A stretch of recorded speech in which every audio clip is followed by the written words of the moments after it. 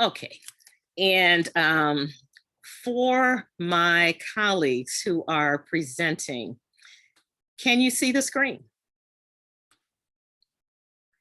If someone would please unmute themselves and let me know. Can you see the PowerPoint slides? Yes. Thank you very much, Reverend Cash. So again, this is an excerpt from our conference proposal, but since everybody didn't see that, I'd like to start with these words. The presenters, the five of us, will consider the ways in which oral history can empower individuals, families, institutions, and communities by encouraging people to find their voices and speak their truth about life as they are living it. So we know with oral history, it's a story of the past, but with COVID-19 and with the Black Lives Matter movement, we're collecting, documenting history and gathering oral histories in real time. And so we're making the history as we're recording it. And so as people are living it. And then to continue with that introduction, the practice of oral history allows the narrators to document and share these stories and has the potential to move those in positions of power. And I think the power is in the narration. So that's everybody, to move everybody who is sharing their story and to share that authority that will help transform the existing social order. Close quote. That's a tall order, right, for an oral history narrator, but that's the very thing that we want to focus on. I'm going to admit some of our other colleagues. And then, as I said before, we need to, and that is my colleague Theresa Bumpers and I, sort of trade places because she is the first presenter. I'm going to continue to the next slide and let you know that Theresa Ann Bumpers is a musician educator. Her entire bio from the proposal is also available with the others on the session site. The title of her 10-minute presentation at this point is In the Shadow of American Victories. Good evening. My name is Theresa Ann Bumpers, and I am a member of the Antioch Baptist Church. I am a mother and grandmother, and the other areas that are important have already been revealed. I was delighted to have an opportunity to discuss what I know about my father's experience as a veteran. And some of the things that he used to say growing up, a lot of times they don't have as much significance when they're being said. And so the oral history opportunities that we are having today to have our experiences recorded with our loved ones is so important. And I'm glad. First of all, let me tell you about my father. My father would say that he was handsome and that my mother needed to be so grateful. And I'm going to tell you what, he was only half joking, as you can see from his picture. This picture was taken when he was in World War II. Before he went into the service, he had been with the CAREMU program, and he was an actor, and therefore that made him a really, really great storyteller. I think that's why he was such a great storyteller, because he had been an actor. And we would sit around him, my brothers and I, when we got an opportunity to live together, because we didn't always live together, but when we did, we'd sit around my father's knee and we would listen to the stories that he would tell. I'll tell you something else about my dad. When we were little, I'm maybe saying 6 and 7 years old, he was so enthralled with being a veteran. He loved the experience of serving our country.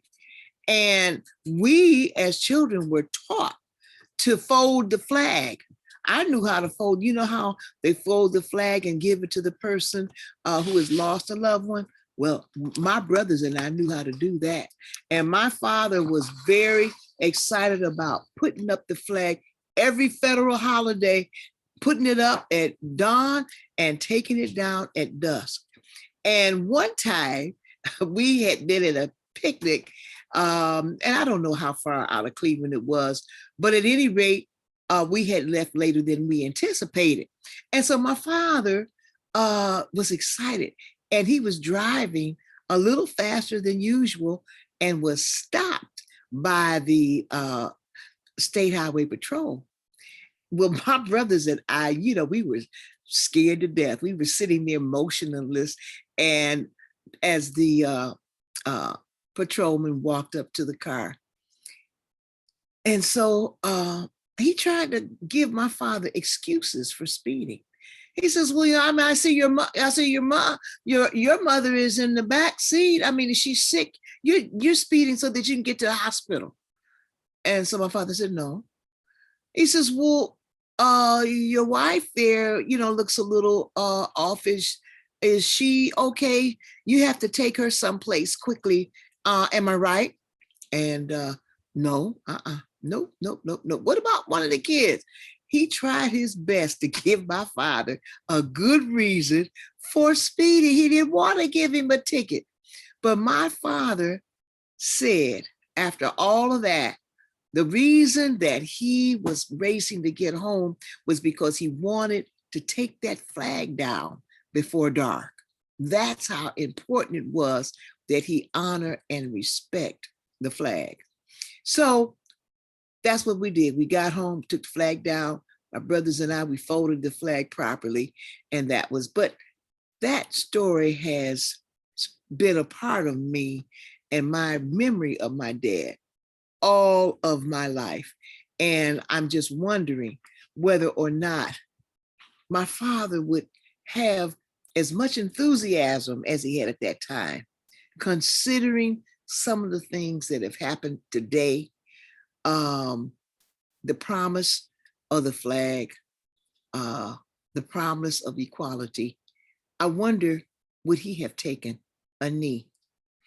Another one of my friends that had an excellent experience in the military was Mr. Walter Napier. And you see him with his handsome son and his lovely wife. I met the Napiers when I became a member of the music staff at St. Adelbert Catholic Church in the historical Fairfax neighborhood. And one thing about Mr. Napier, many times a woman will join a church because of her husband's affiliation with that church. But Walter joined because of his wife's affiliation with the Catholic Church. And so I thought that was very, very interesting. As he talked about his experience in the military, he told me the first time that he was really face to face with a soldier, he was very young. He says he might have been 5 or 6. And wherever he was, I think he might have been in his front yard or somewhere, he sees this man coming down with the dog. And the man is blind. And that happened as an accident while this man was in the military. That had a significant impact on him. He says the guy hadn't lost any of his confidence. I mean, his gait was strong, and the companionship that he had with his dog was enthusiastic and wonderful. And he just was very fascinated by this guy. And he didn't know any other veterans for a very, very long time. But at any rate, at some point after high school, and by the way, the high school was Glenville in the Cleveland neighborhood. And we were known as tar blooders. So anyway, that's another story. But after high school, Mr. Napier worked in a store, and that was how he met his wife. And she would come in and she would tease him about being lazy. He was not lazy, but that was just probably her little way of flirting with him. But at any rate, he did join the service and had some interesting experiences. I won't go into the specifics, but I will just say that they had an impact on his life. But because of his faith and because of his friends and family, wounds that you can't see were overcome. And I think this is so true with particularly African-American veterans.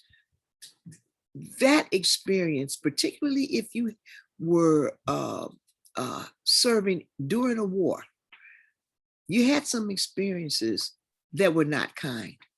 But nevertheless, if you were blessed enough to be strong in your faith and you had a loving family and beautiful friends, you were able to overcome. You were able to move on. And this is exactly what Mr. Napier was able to do. He and Louise have experienced their 50th anniversary. You can't believe it. They're so cute. But nevertheless, they were able to move on. And I think that knowing somebody like that has been a real pleasure. And my attitude is that you're going to be able to see this interview. This interview is available, and you're going to have an opportunity to see the whole interview that I did with Mr. Napier. And also, in our newsletter, you'll be able to read the story that I wrote about my father and his experience in the military.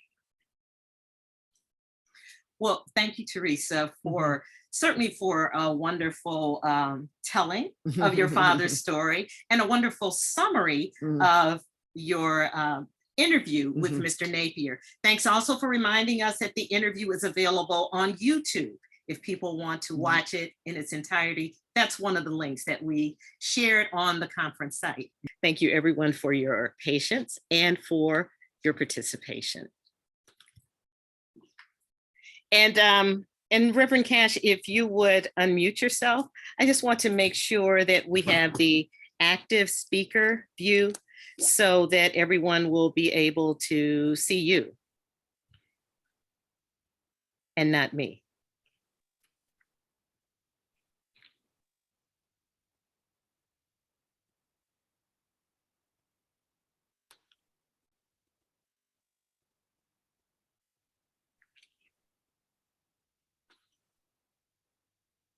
Reverend Cash? I'm here. All right, great. Is the active speaker view on me now? Yes, it is. Beautiful. And so again, everyone, our speaker now is the Reverend Dr. Brian Cash, who is the pastor of the historic East Mount Zion Church here in the city of Cleveland, Ohio. Thank you, Reverend Cash, for joining us. And please let me know when you're ready to advance the slide.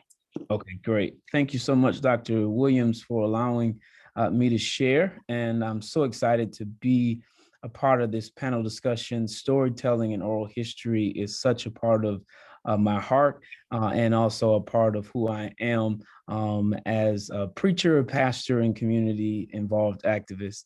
I wanted to share our story here at East Mount Zion around the power of storytelling. Of course, everyone has a story. I am so connected to storytelling because of my grandfather.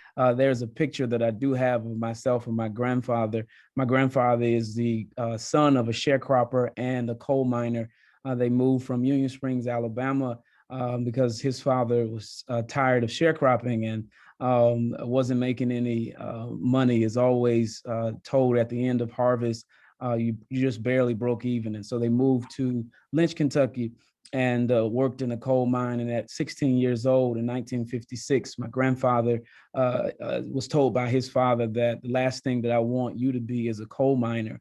And so they moved to Cleveland, Ohio, for him to work at Ford Motor Company. And as a result of that, my grandfather was well connected to his story and made it a very huge component of his rearing of us to share his story to us. And so I'm very connected to those individuals who came before me.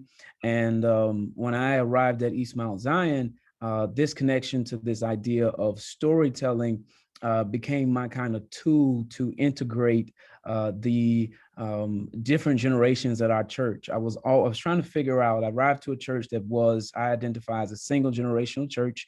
It transformed to a single generational church from a multi-generational church. But one of the issues about multi-generational churches or multi-generational anything, sometimes only one generation gets all of the attention. And so you have, as one author says, ships passing through the night in this idea of several generations are in this space, but they never have any kind of intentional interaction of growth and growing together. And so after 30 to 40 years of ships passing in the night, several of those ships left and you only had one generation left. And so I arrived to this church in 2020, and the question was, how do you intentionally integrate these generations together so that you can have intergenerational church and not simply a multi-generational church? What is the kind of tactic? And for me, it was through storytelling. And amazingly, I was in the process of writing my doctoral project around the same thing. And it was a great opportunity for me to create a model that would be practical, that we could institute at our local congregation. And then the pandemic hit. And so I was thinking about creating some type of retreat where we can bring the generations together. I was going to take people who are seniors and high school students and take them somewhere and bring them together. But when the pandemic hit, the opportunity kind of ceased. And so, but then in the middle of the pandemic, this amazing kind of potentiality created with the riots and the movement of Black Lives Matter. And when George Floyd was murdered, a conversation emerged and what it meant to be Black in America. And so out of this kind of crazy situation, it gave us an opportunity for 2, 3, 4 generations to be able to come together and talk about something that connected each and every one of them. And so I created something called the Intergenerational Storytelling Model. I held 2 sessions, one with a group of women from the church and one with men, both groups comprised of at least 4 different generations with diverse life and career backgrounds. I included a high school student, a retired vocational director, a college administrator, and a speech pathologist in the women's group. And the men's group included retired teachers, city council officials, high school teachers, and a high school basketball coach. And essentially, I was able to bring all of these voices together to talk about a relatable topic that was on everybody's mind regarding, regardless of age, but it was regarding this issue of what it meant to be Black in America. And you can go to the next slide. And in order for us to create and cultivate this kind of intergenerational connection of learning of what I call mutuality, not in the sense of just having folks in the room, but how can you cultivate a space where each generation, each person can be in a space where they feel comfortable enough to learn from each other. And so the first task was use the story to cultivate and foster the connection. And so when they came into the room, they started talking about their experiences of being in college. It was amazing for the men, as you'll probably see later on in the slides. But for the men, two individuals, one who was 60 and the other one was 30, both went to Central State University. And amazingly, both of them had the same encounter with police pulling them over and racial profiling, right? And so immediately that became a conversation and a story that fostered a connection. And after they fostered the connection, the task was, how do you evaluate this connection? What is the rubric in regards to, now we have this connection, what kind of connection is it? Is it a connection that we can put in one, I think I'm probably over my time, but in one particular ministry or that particular ministry. So we wanted to evaluate it so that we can better implement the connection. And so that became the three kind of tactics of method for how to use the story, foster connection between the generation, evaluate the connection, and then implement the connection. You can go to the next slide. And so you can see these were the men that were in a group, and it was a Bible study at first. And then it turned into just true cultural connection of different ages, right? And so that was the fostering of the connection. You'll see the man who's in the colorful shirt and a guy has the baseball hat on. Both of them went to Central State, and they had a connection immediately around racial profiling. You can go to the next slide. And then you see the ladies. At this moment, there were two ladies, my wife, who is, I have the green kind of coat on, and then the young lady who has the yellow shirt on. They both grew up in communities where they were the minority. They were the only Black girl in a predominantly white school, right? And so both of them started talking about their experiences. And so we say, well, all right, how do we evaluate this connection? Could this be a mentoring program? Could this be a new Bible study? Or could this be a new ministry at our church? Let's evaluate what has happened, what kind of conversations that they had, and what are the things that stood out in regards to that conversation. And then from that, we did the implementation of the connection. You can go to the next slide. And so as a result of us evaluating connection, now we say, oh, this connection is great in terms of a service project. They can serve together at the laundromat, or they can serve together at the local food place, or whatever it is, right? And so you integrate those newly formed connections into existing ministries, or create new ministries that allow those connections to flourish. And so as a result of that, that was our kind of practical way of using oral history. So you have stories that people connect around, and they are not based or kind of focused just on age or era, but the stories permeate or kind of are fluid through all different eras. And so that's what we did here. The interview is on YouTube, and so I'll send you that link. And we also have a few other videos and other pictures and slides. I couldn't capture it all. So thank you so much. Well, thank you, Pastor Cash. You were doing just fine on the time. I thought I was smiling. Maybe it looked like a grimace, but you were fine on the time.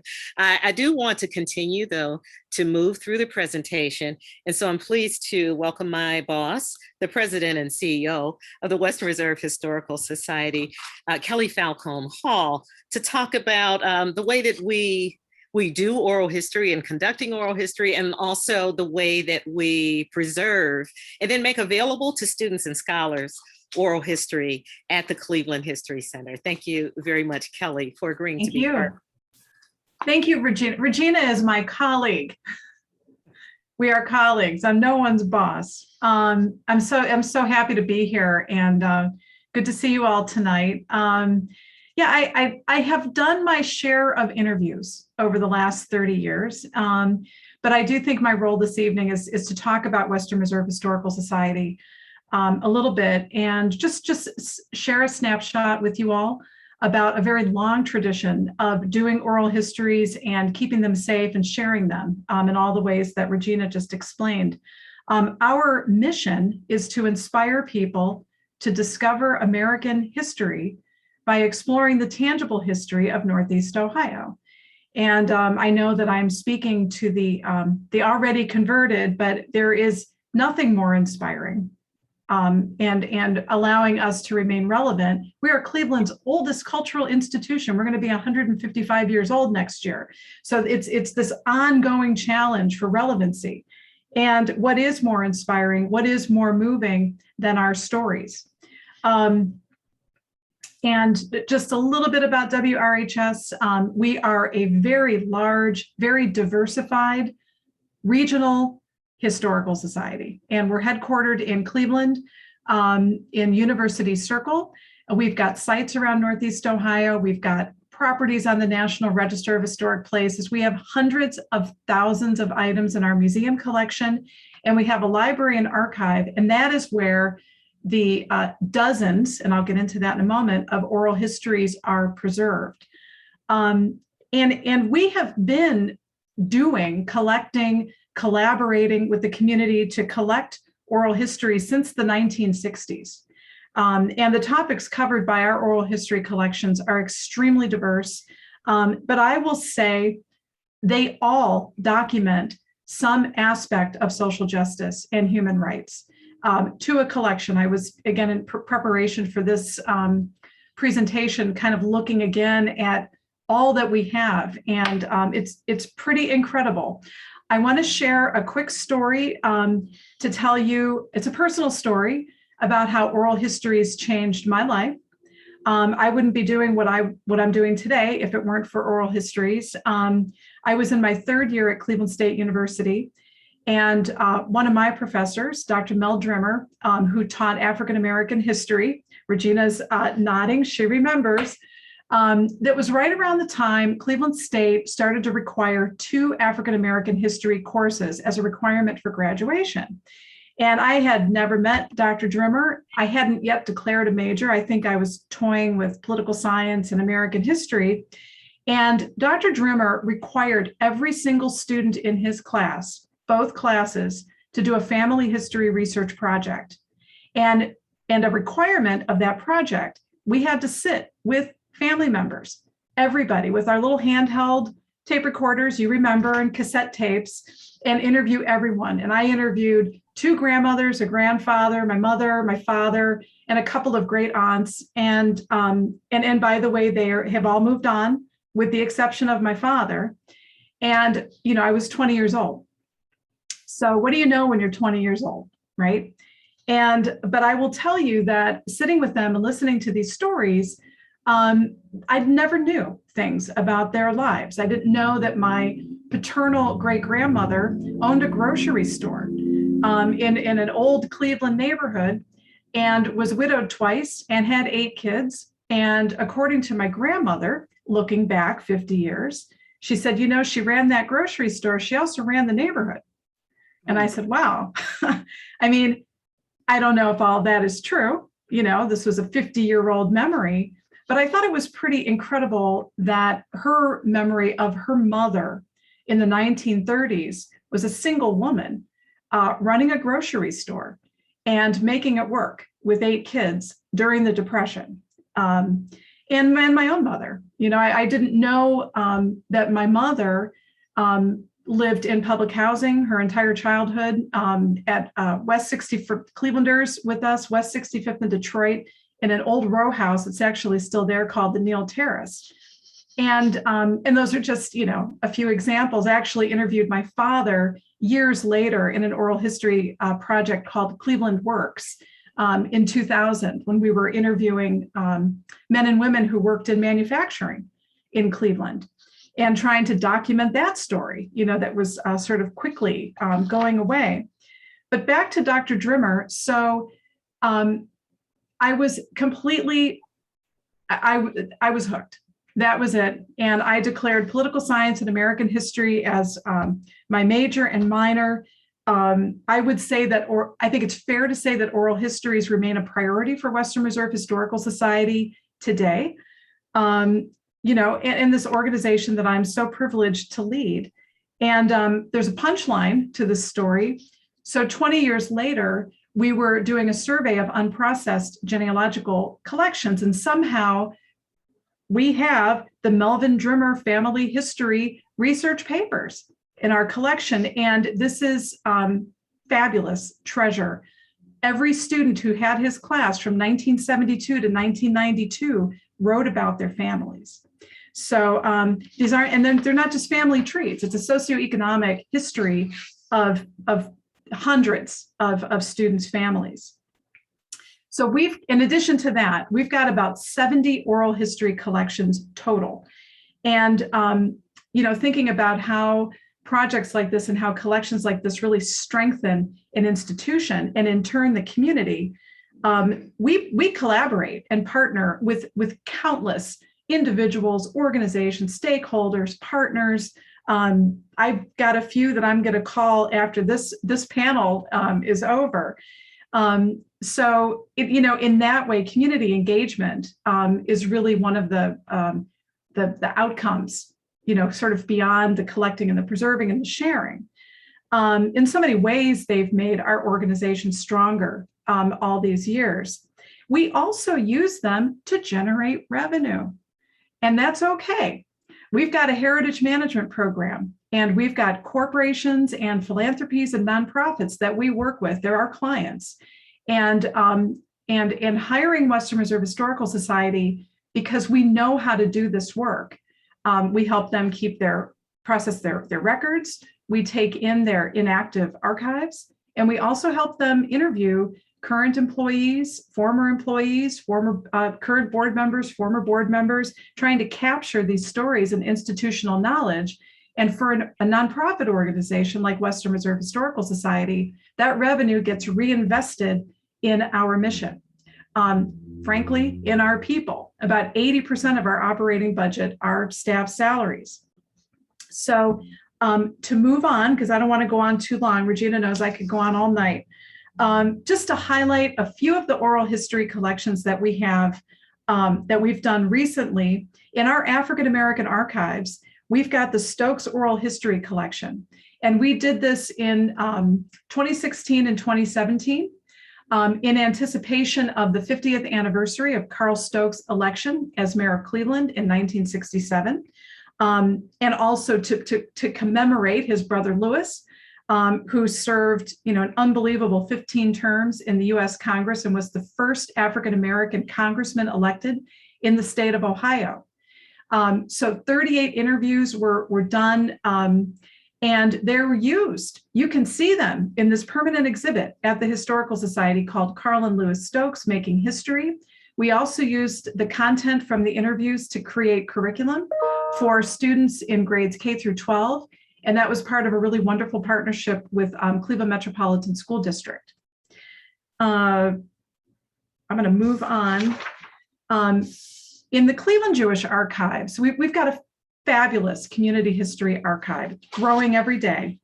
But our Cleveland Jewish Archives, we've got a number of oral history collections of interviews with Holocaust survivors. And just to name a couple, these were done a long time ago, but I felt that they were worth mentioning. We have the American Jewish Committee, Holocaust Project. These were done in the mid-1970s. We interviewed 23 survivors in Northeast Ohio, and they were also published in a book called Voices of the Holocaust that was published in 1981. We have the National Council of Jewish Women, the Cleveland section. That was done in the mid-1980s. We have the original taped interviews. Yale actually has VHS tapes, and you can also stream the interviews at the Holocaust Museum. I wanted to talk just for a few more minutes about the Soviet Jewish Oral History Collection. This was done over a period of about 5 years, from 2013 to 2018. And we interviewed 80 Soviet Jews who emigrated from the former Soviet Union to Cleveland from the 1960s to the 1990s. And I think a lot of people don't realize that Cleveland's Jewish community played a really important role in bringing and helping Soviet Jews emigrate from the Soviet Union and resettle, especially in Cleveland, from the 1960s to the 1990s. And 12,000 Jews came to Cleveland during that period. So, I mean, really remarkable period of immigration to the United States and to Cleveland that a lot of people don't think about. And we partnered with the advisory committee that supports the Cleveland Jewish Archives, the Cleveland Jewish Archives Advisory Committee.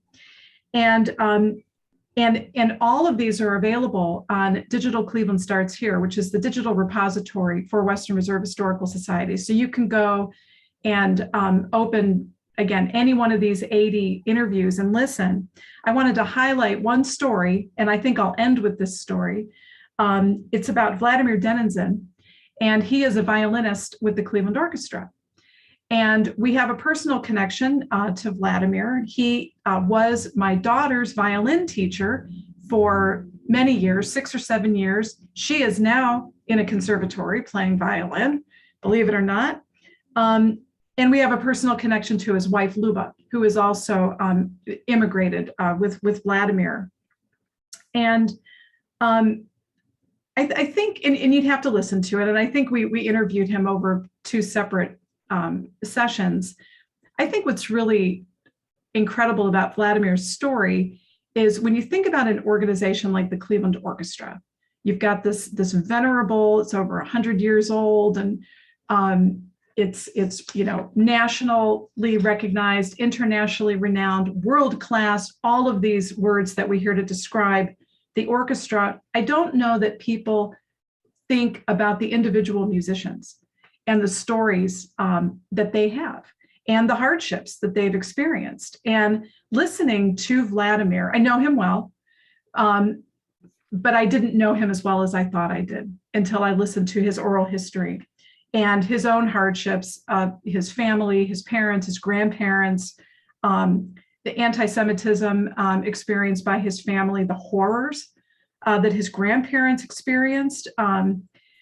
He shared one story with the interviewer about his first violin that he happened to pick up at I think he described it as a yard sale or an estate sale. And he said this was a fabulous, beautiful instrument made by a famous luthier in Italy. And the interviewer, and this was in the 1950s, and the interviewer said, how did you come to find such a fabulous, rare instrument in a yard sale? And Vladimir, in his very matter-of-fact way, said, World War II devastated and decimated his people. So that's why you were able to find items like this one-of-a-kind, very rare violin, because there was no one to play it. And so again, I just wanted to highlight Vladimir's story because I think that it's surprising in many ways when you think about the Cleveland Orchestra and all of the wonderful musicians that make up that ensemble. I am going to stop now because I'm probably at my time. And I know that Regennia is going to be speaking later on in the panel about at least one of the oral history collections that we launched in 2020 very recently. So thank you very much. Thank you, Kelly. And thank you also, Pastor Brian, for reminding us that so much of the oral history content at both East Mount Zion and the Western Reserve Historical Society is available online. The WRHS has a YouTube channel, but they also have this wonderful online collection of exhibits. Digital Cleveland Starts Here. So if you get to the Historical Society's main webpage, wrhs.org, you can certainly search the collections from there and certainly hear the interview of Vladimir Denizen. I'm going to pronounce his name that way, I believe that's correct, and so many of the others who are included in the Jewish archives. Thank you also, Pastor Cash. There's lots of digital content available through the website for the church, and also they have extensive materials on YouTube as well. So without any further delays, I want to continue to our next presenter. Thank you again, everyone who's joining us. Thanks to our speakers for keeping to time. We'd like to introduce Attorney Fred Wheatt, who's also a great musician and conductor. And he's going to tell us about a great day in Cleveland and his exploration of the African-American jazz scene here in my hometown. Mr. Wheatt? Thank you so much, Dr. Williams. This is a joy. And again, I just want to thank you so much for allowing allowing me to share some of the things that I've been doing. But I got to give some. I know you have some photos to show. Before you do, I'm going to try to get through how this whole thing started. I've been a musician for many, many years. As a matter of fact, I hated music when I was in elementary school until a fella came home one day with a saxophone, and I was living down on Central Avenue, and we stood out before a junkyard between 61st and 63rd Street, and he showed me how to play this thing. And I said, man, that's it. I'm in music. I was like 6th grade, and he was a 7th grader at Central down on 40th Street. So when I got to Central, I wanted to play something, and whatever they had, I said, I don't care, I'm going to play it. It ended up being a baritone horn, and that was fine. And I went on and started just general music at community college after high school at John Adams. I know we have a Glenville tar blooder. I'm a rebel in the house. So, but I did go on and started music there at Cuyahoga Community College, and then transferred to Kent State, where I did my bachelor's in music, and then to John Carroll University, working with in college student personnel and counseling. And that led me to a job working at Cuyahoga Community College, where I was the assistant director of student activities, involved in promoting all the concerts back in the 70s, concerts and speakers and you name it, we brought them to Cleveland. And then during that same time, I was the house band leader at a club here. It was not a casino, but it was called a casino. It was called Leo's Casino. And I had the house band there, and we were playing with all the different performers, and finding out a lot of people I played with, they were famous. And I had no clue. I was playing with people from Detroit, Michigan, from Motown, from the Motown sound, and some of them you might call the Funk Brothers, but these were people who had been performing with Count Basie and Duke Ellington, but I had no clue until I started reading. Back in the day, we had albums. We didn't have the we didn't have the little DVDs and CDs and tapes passed through. There was none of that stuff back then. So we had to, looking at the albums, and I'm seeing these names, and it really inspired me to know some of the history for myself. It had nothing to do with interviews. And then while I was working at community college, one of my students, when I was involved in counseling, she had me to speak at Hiram College. She was a student there. This is a Black girl. She's a student. And then she graduated, and then she went to Cleveland Marshall College of Law. So she had me to come down there one day to say, hey, come on down and sit in on my class. Well, that was great, but I'm Black, and they're going to see me if I keep coming back. So I ended up eventually, after a doctoral program in education was canceled, going to the law school, not to practice law, but because I was involved with music, having performed with so many different people over the years, from Sammy Davis and many of the others. Part of the problem was that many of these people were totally ignorant as far as the business of music.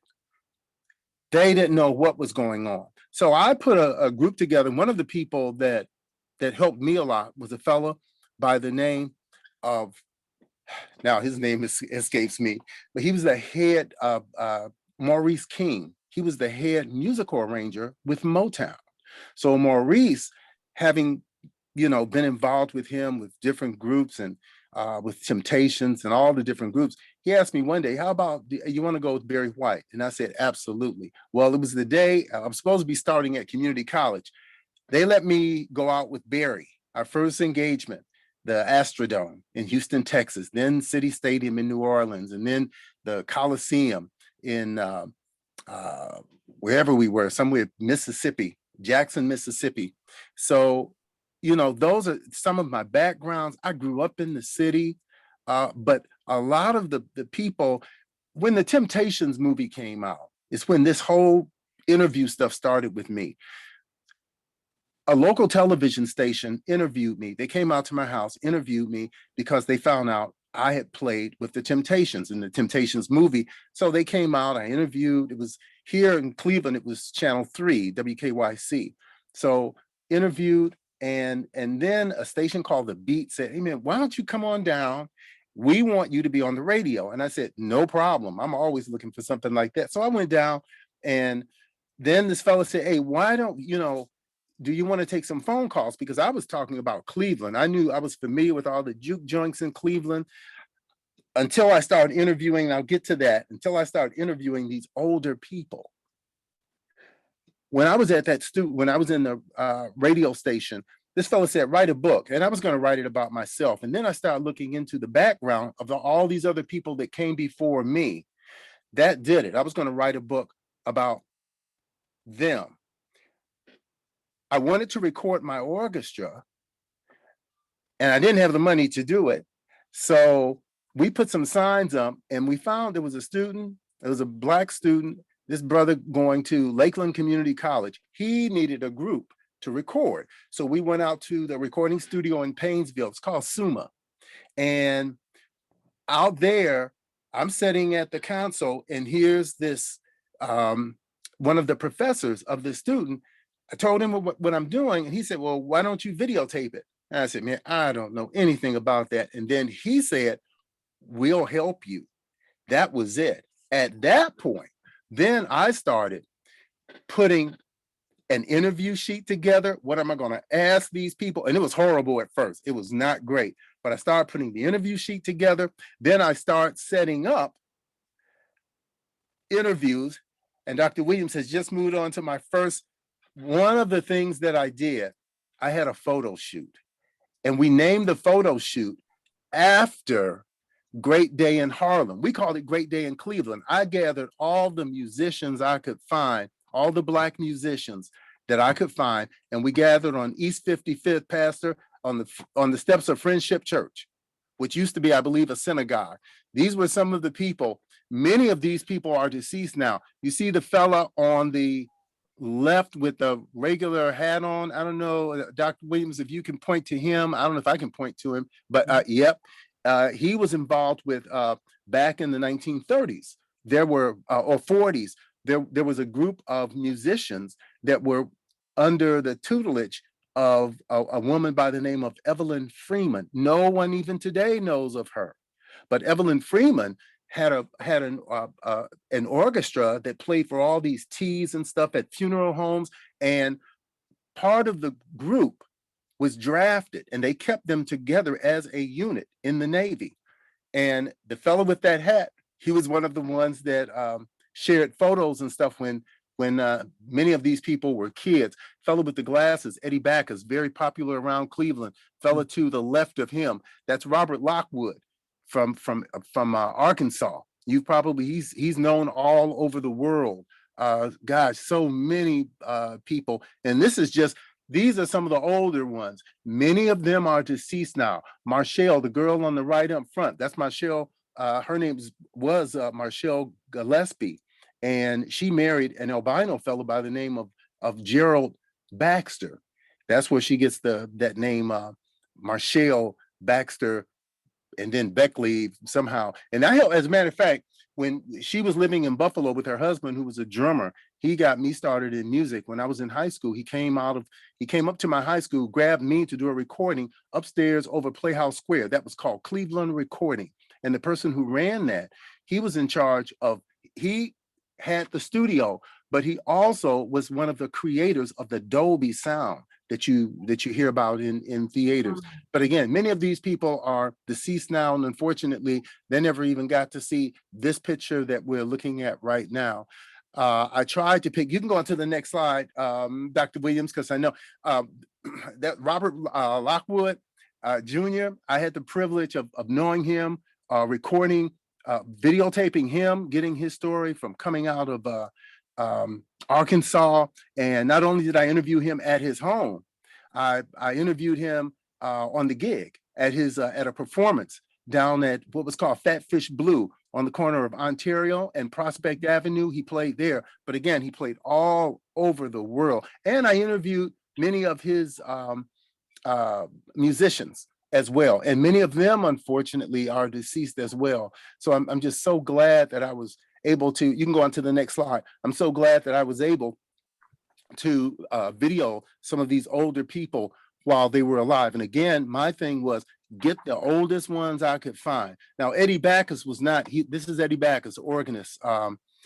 He's blind, and I just did a performance with him last week at a place called the Bop Stop over on the West Side. And we also had a concert we played together, oh gosh, at a few weeks ago at Luke Easter Park. I still call it Woodhill Park, but we did a concert, so played at Kane Park this summer. Going to the next slide, because I want to try to get through. I know you got a few. Now, this is the woman at the piano.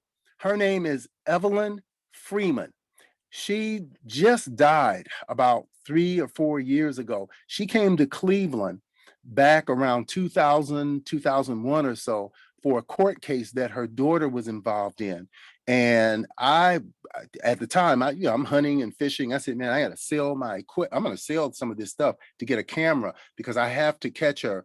At the home of her daughter over on the West Side, I interviewed her. Very famous pianist. She was the person, she was the director for Diane Carroll, who was one of the first Black females on a television show. And her brothers are famous as well. So if you listen to like Bridge Over Troubled Waters, Troubled Water, her brother, one of her brothers was the arranger that did, you hear all those lush string parts and stuff.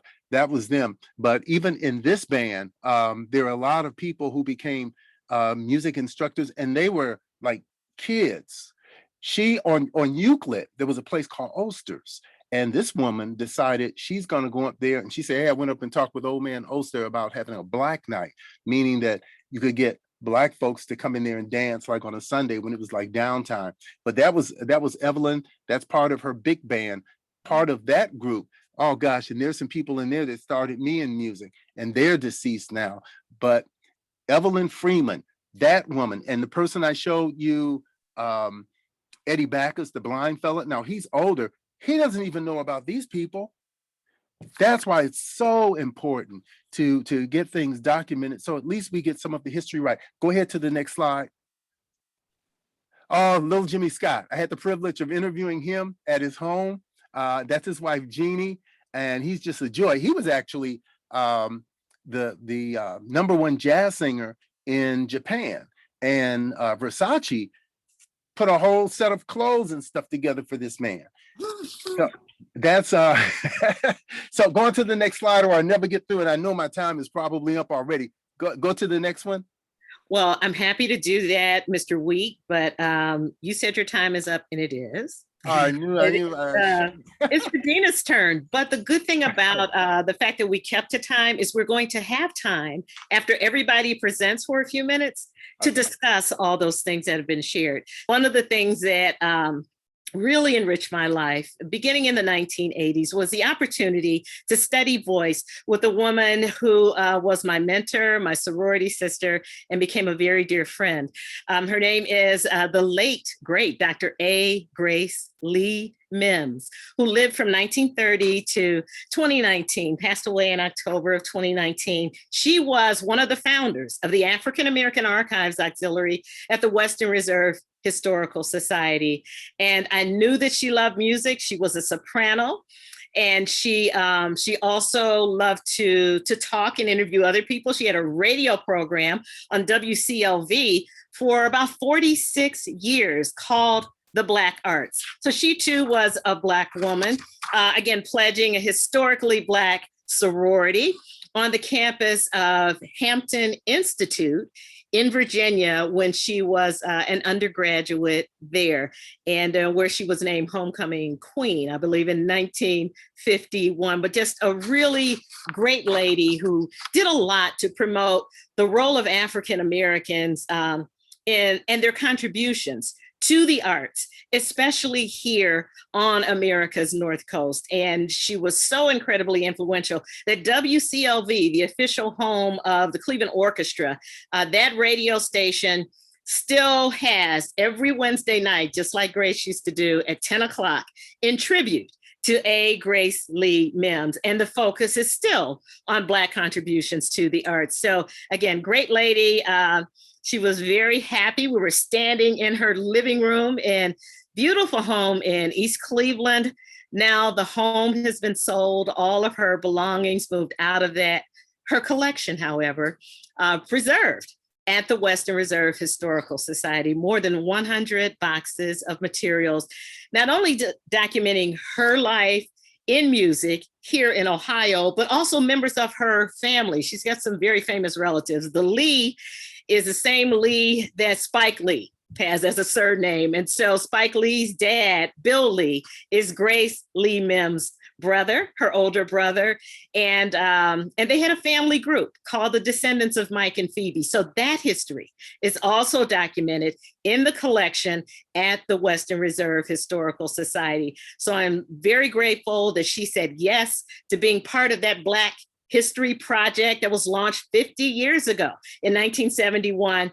And we are fortunate indeed that her very talented family members chose to donate her collection to the Western Reserve Historical Society. Now, we've just got some work to do to finish processing that and making it available to those individuals who are interested in the history that she made, and also the history that other members of her very gifted family helped to make, including Spike, one of two great filmmakers in her family. She has another nephew, Malcolm Lee, who's quite a famous director and filmmaker as well. So again, grateful that they shared their talent with us and that they also chose to donate that collection to us. And we want to do what we can to process it and share it with the rest of the world. So again, my favorite photo for this part of my collection. So I'm calling this short presentation From Praying Grounds to Share Your Story.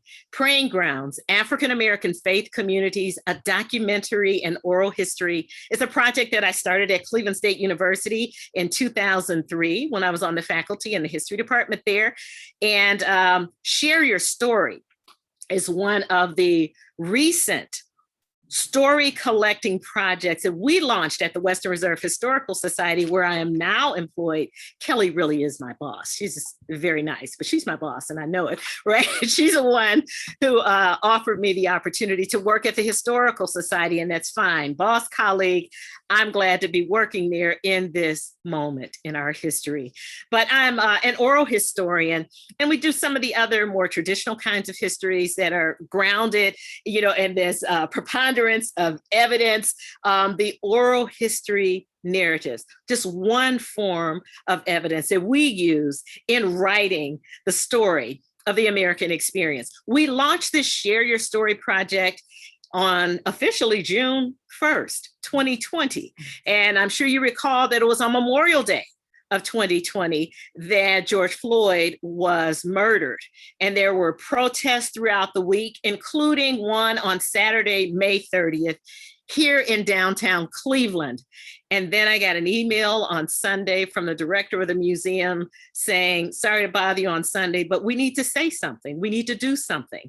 And the thing that we decided to do was say that we want you to share your stories about what you're feeling, what you're doing as far as activism among Black Lives Matter activists and other people here in the city of Cleveland. We want to hear your stories. We are listening, and we hope that you will share those stories with us. And some people took us up on that offer. So again, CSU, RASHAD for praying, as in praying grounds, from 2003 to the present, more than 150 stories collected under that general heading.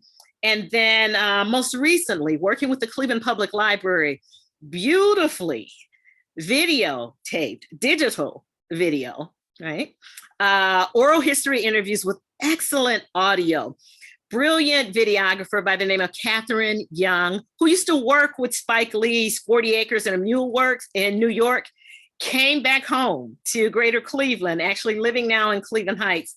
And I said, Catherine, will you help me shoot these videos? I want them to be excellent. This is for a project I'm working on, and I'm planning to go to South Africa for a second time as a Fulbright scholar. And I want high quality digital videos available online when I get there. And she did that for me and didn't charge me anything. Thing is, you have to sign off with the Creative Commons license to say that, you know, it's non-commercial, share and share alike with attribution. So we give her credit for being a brilliant filmmaker, not just operating the camera, but knowing how to edit, knowing how to share stories and making sense of all of the things that we're saying in these interviews, but making it possible by adding it to the Cleveland Digital Public Library's YouTube site for us to share it with other students of oral history around the world, including my former students and colleagues at the University of the Free State in South Africa, on the Kwakwa campus especially, but also in Bloemfontein. Those are 3 wonderful interviews. They're available, and you could certainly take a look at those. But at the Western Reserve Historical Society, with this sharing, one of the things that I noticed is that a lot of people have stories to tell. They don't necessarily have a Catherine Young to come in and shoot the video and edit it and upload it. And they're not necessarily comfortable writing it down themselves and then uploading it to the Historical Society website. But again, I am grateful for the people, whether they type it out, whether they take photographs and email them to me, whether they sit with me in the Zoom room and allow us to collect the stories virtually. They are sharing the stories, and it's my pleasure to work with them to document this moment in our history. One of the series, if you will, that I launched this time last year for the Share Your Story initiative was called Faith, Family, and Fashion. And so if you go to the Then and Now blog from the Western Reserve Historical Society site, you'll see pictures of Regennia and her sister Lana and her brother Nathaniel in their Easter outfits.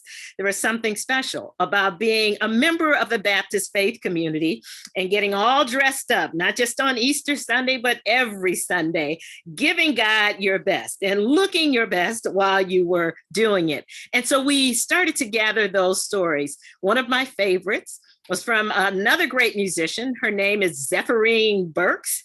I believe she just turned 91 years old, but she was interviewed by her granddaughter, who is also my niece by marriage, Mrs.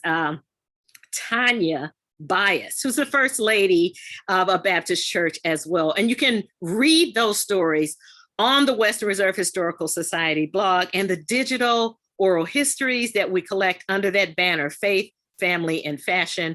We're sharing with our colleagues in the library at the Western Reserve.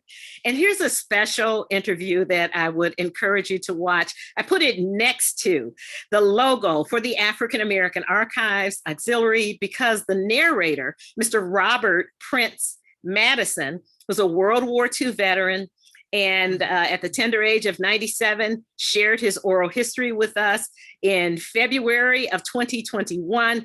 The title of that video, which is also available on YouTube, Designing Victory and Building Community. There's a segment from the audio associated with that interview that I used for a podcast. The link to the podcast, 50 Golden Moments with Dr. Regina Williams, and featuring this segment on Bob Madison, we included that link in the conference documents also. So I hope that you'll listen to that, where he talks about the importance of family and faith in times of war and peace. He's not just an award-winning architect and a patron of the arts. He was the person who helped keep Grace Lee Mims' program on the air for more than 46 years because he was one of her major sponsors, and they were very, very, very good friends right up until the day she died at the age of 89 in 2019. But again, it's been my pleasure to talk with all of these wonderful people and work with them in some capacity.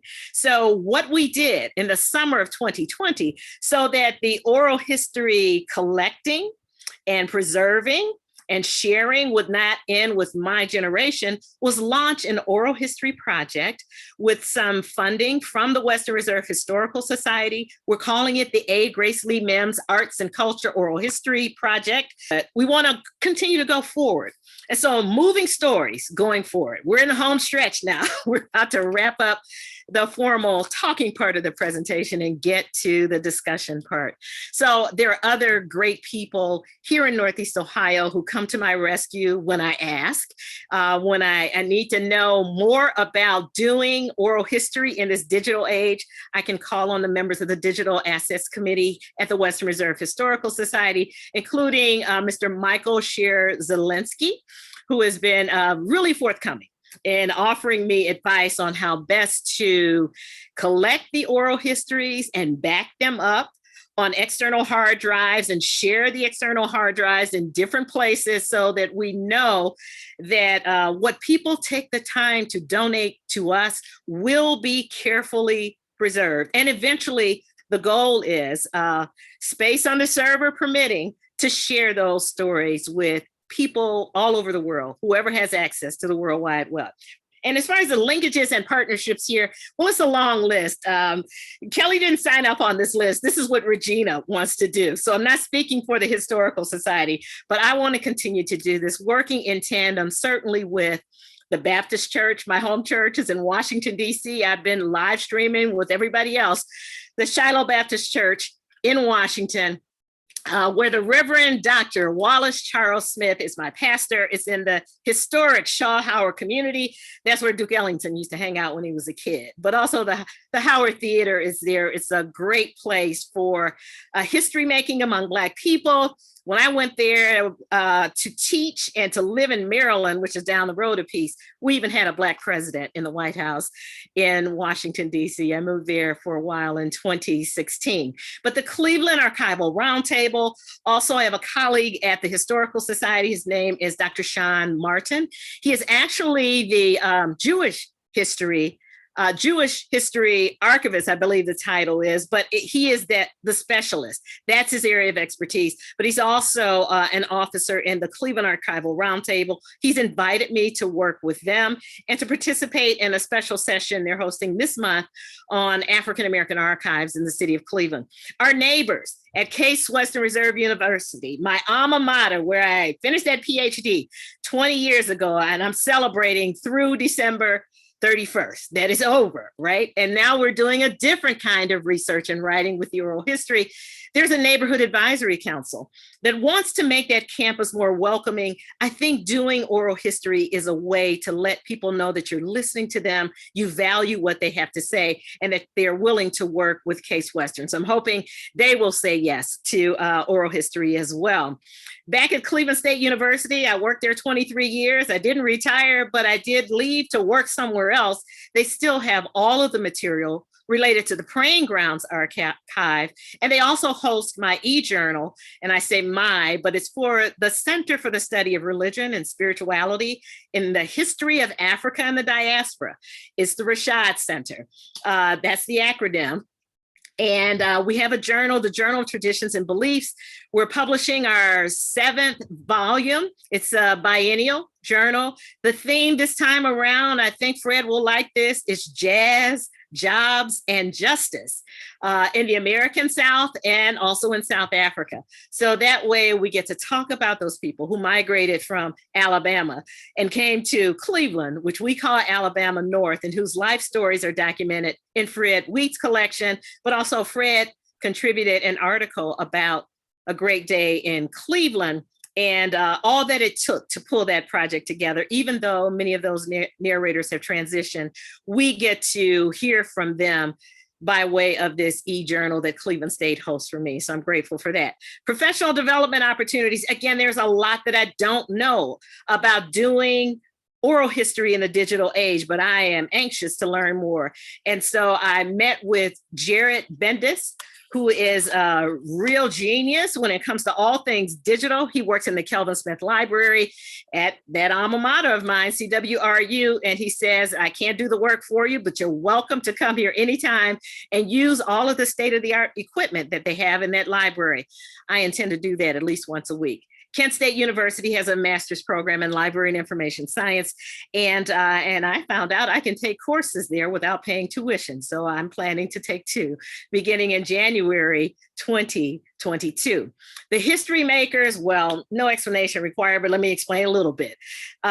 Julianna Richardson, a Harvard University trained attorney, is the founder of the History Makers, the largest African-American digital oral history project in the country that I'm aware of. There are thousands of oral histories, including one of a young senator by the name of Barack Hussein Obama. Headquartered in Chicago, now all of the History Makers interviews are, of course, housed in the Library of Congress. 2020, there was supposed to be a big party in Washington, D.C. at the Library of Congress. COVID-19 shut it down. But to her credit, Julie and many of the individuals who have supported that multi-million-dollar ongoing project for the last 20 years, they went virtual and shared a lot of great content with us in 2020. Those things are also available online. And last but certainly not least on this part of the list, the Oral History Association also pivoted during COVID, and they're great webinars, seminars, of course, the principles and best practices right there on our OHA website. And I'm saying our because I'm a lifetime member, so I don't have to pay dues ever again because I just bit the bullet and did it, the lifetime way a few years back. And I know that was money well spent because there's great service that the OHA provides to other students of oral history across the globe. And then last but not least, again, on the total list, 50 Golden Moments is a podcast series that I launched to commemorate the 50th anniversary of the African American Archives Auxiliary, to honor those oral history narrators like Bob Madison and A. Grace Lee Mims, who gave their life stories to Julianna Richardson's History Makers Project, and were also kind enough to speak with me whenever I asked them to do that. But I'd like for you to listen to the Bob Madison piece if you get a chance, and know again that that link is available on the conference site for those documents. Now we're almost done. Moving stories of Black leadership. I wanted to include this picture of Reverend Richard Gibson because not only is he a great pastor here in the Baptist church community, Elizabeth Baptist Church, he's also the former president of the African American Archives. So he too has a special place in his heart for the Western Reserve Historical Society. A lot of us do. But he was the most recent person that I interviewed for the A. Grace Lee Mims Arts and Culture Oral History Project. That was last Thursday. And it was on last Thursday that I also found out that another member of the Elizabeth Baptist Church, someone that he described as his closest confidant and one of his best friends, Jacqueline Gillen, passed away. My friend died in August of cancer, and I didn't know it until the curator of costumes at the Western Reserve Historical Society said last week in one of our meetings, Thursday morning, that the family of the late Jacqueline Gillen donated a huge collection of her church lady hats to the costume collection at the Western Reserve Historical Society.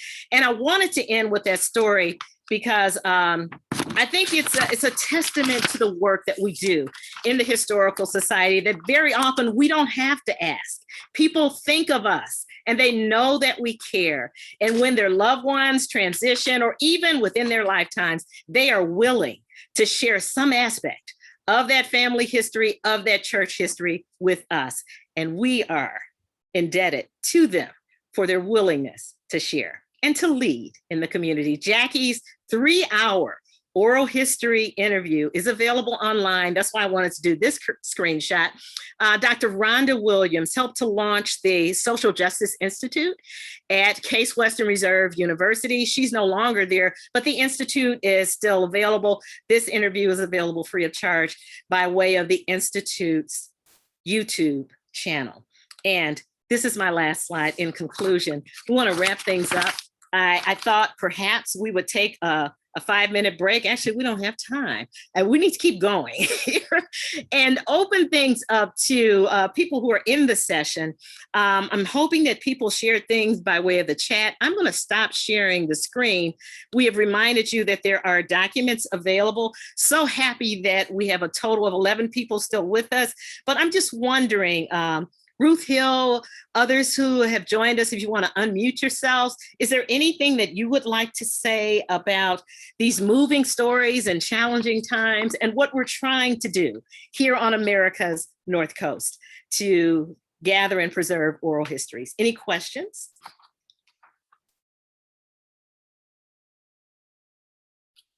Well, I would just like to say that, you know, we talk to our friends and to our neighbors and to our families on a regular basis. I mean, but our experiences today will become history tomorrow. Mhm. You know, and so consequently, it's great that technology, not only technology, but also the awareness of technology has advanced to the extent that we can share this in meaningful ways with generations to come. I think it's wonderful. You know, to be asked, you know, about my father, for example. I mean, that's a great opportunity. I wonder, and I'm thinking now, do my grandchildren know anything about my father? You know, have I been, have I done that? So this opportunity is wonderful, and the awareness of technology is marvelous. Okay, and let me just say that is yet another sorority sister, right? Just like A. Grace Lee Mims was a member of Delta Sigma Theta sorority. That was Theresa Bumper speaking. We just want to have that on the record for the transcription, and also because you were off camera and people didn't see you. But Theresa is the one who talked about the veterans oral history work that she is doing right now. I heard you say, Pastor Cash, that there are images of your grandfather, other information that you might be willing to share. Would you be willing to email that to me or scan it? If you get it to me, I can revise the PowerPoint presentation. Anything that you want to add in your section, we can make it available. I know that the Oral History Association is planning to make the videos available. I'll check to see how long the documents on the conference site will be available. We'll get it in the PowerPoint and share that with people if they're interested in finding out more about your grandfather and his story. Thank you. Are there other questions or comments from either our presenters or members of the audience who joined us this evening?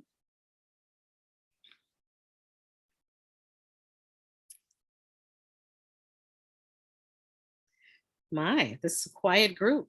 I hope that's a good sign. I don't see anybody giving me the thumbs up, but I can change the view to see if anybody has a camera on and they're giving me the thumbs up. Oh, Mr. McCrae, is that, oh, he gave me the wave. And is the thumb up when you wave that way? It is. Oh, so I just wanted to say hello and to you and to Ruth Hill, who I see is on the line. Last year at the Oral History Association, I did a presentation with Ruth. I had the honor of doing a presentation with Ruth, which was phenomenal, talking about her oral history work and her late husband, Brother Blue, AKA Hugh Morgan Hill. And we showed some video material as well.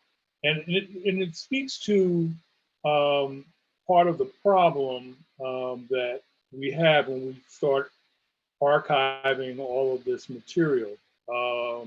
Where do we put it eventually? And you mentioned the history makers, and I know that they have really done something really wonderful, because I believe they have donated their material to the National Archives, which allows that material to live on through government funding. So some of the things that I learned from them is that you have to migrate that material every 3 years, even if you have it on a hard drive. You just can't sit it on a hard drive and expect to last. So what they do as a matter of course, and it's obviously funded really well because the U.S. government, they migrate that material to new hard drives. So, and I see you have found a home for your material, but it's, you know, and I know that it's one of the things that I'm grappling with. I have a lot of Brother Blue material. I have a lot of other interviews that I've done. Where does it all live that it could live on?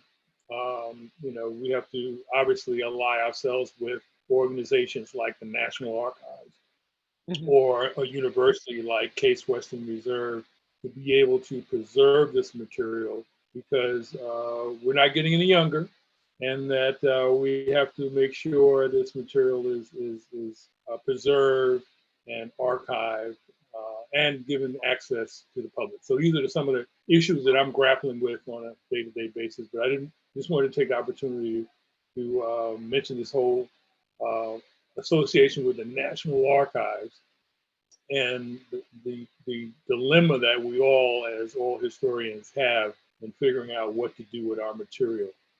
Yes. Thank you very much. Oh, and thank you. And Mr. McCrae, thank you for letting me know which Ruth Hill was on the line, because I don't see her right now. But there's only one Ruth Hill that I know, and it's the Ruth Hill who was affiliated with the Black Women's Oral History Project at Harvard, right? That's our Ruth Hill, who worked closely with her husband, Brother Blue, right? Who was quite a legendary history maker. And one connection that we have here in Ohio with the Black Women's Oral History Project is that it includes the oral history of Dr. Zelma Watson George, whose papers are processed and available to researchers and students, you know, even if they don't want to publish anything based on that extensive collection. But those papers are available at the Western Reserve Historical Society, and the transcript of the interview for the Black Women's Oral History Project. Now it's available online, but we have a beautiful bound copy. I believe it's Delta Sigma Theta Red, although she was an AKA, right? She probably would have preferred pink and green, but I believe it's bound in red. And I held it in my hand, and I found out things about her that I could not have imagined. I mean, she and her husband was an attorney. They were so romantic. You know, I just knew the serious side of Dr. George and her scholarship, and the sociology, and the focus on opera, you know, and her performances at the Karamu House, and being the UN delegate, and those kinds of things. But she was really a romantic. You know, she loved the arts, and she loved her husband, Claiborne George, attorney Claiborne George. And so, yeah, great history makers. But then for Julianna Richardson, I want to say also, again, Julie's a genius. You know, I love to see her in action at the annual meetings of the Oral History Association. But Julie holds court, and people line up, you know, they used to, when we could get that close, to shake her hand and find out how she did it, how she made it happen, you know, with just this vision. And again, not a whole lot of formal training as a historian, but through the law, you know, knowing how to document, get the release forms, you know, have permission to share that with the world, to create a database where people subscribe to it so that the program is self-sustaining.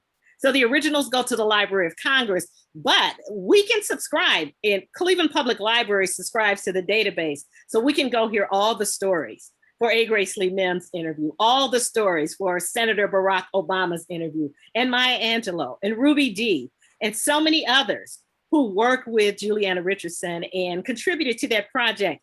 We can access it online thanks to the Cleveland Public Library. We call it the People's University. So thank you, Mr. Melvin McCrae, for reminding us how important it is to have those partnerships that sustain us across the miles if we can get things digitized and get them to the right institutions.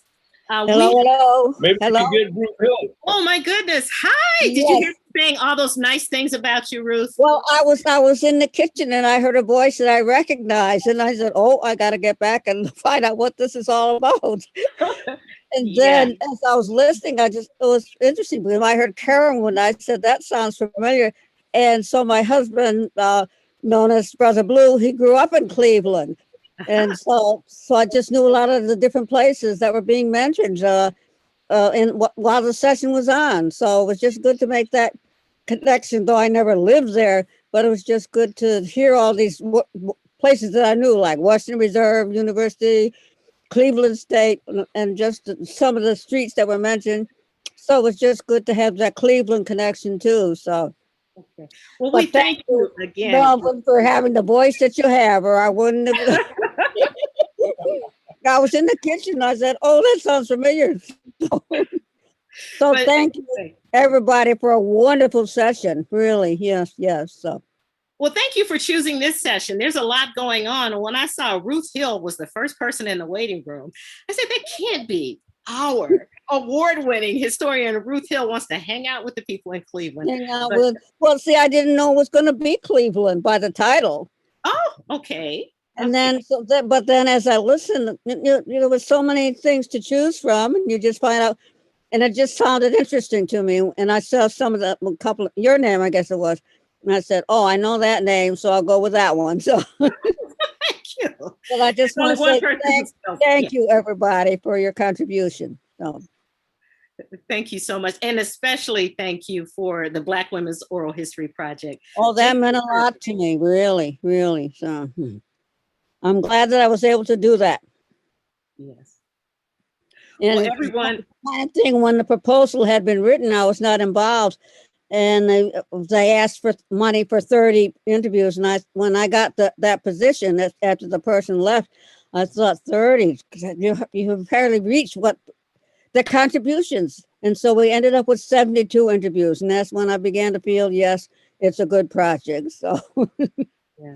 So anyway, thank you, everybody, for your contribution to this session. Yeah. And again, I think it's most appropriate that we end with a word of encouragement and words of thanks from Ruth Hill. And I'll just echo what she already said so eloquently. Thank you, everybody, so much for a wonderful session that focused on America's North Coast. I didn't even have to say Cleveland, but Ruth chose us because she recognized a name, and it's good to be recognized, okay? While you're still alive. Thank you, everybody. Enjoy the rest of the conference. Please email me if you would like to stay in touch, because we definitely would like to work with you. Take care and enjoy the rest of your day. If somebody in California joined, it's not the evening yet in California, but thank you everyone for being part of this session. Take care. Thank you. Mhm.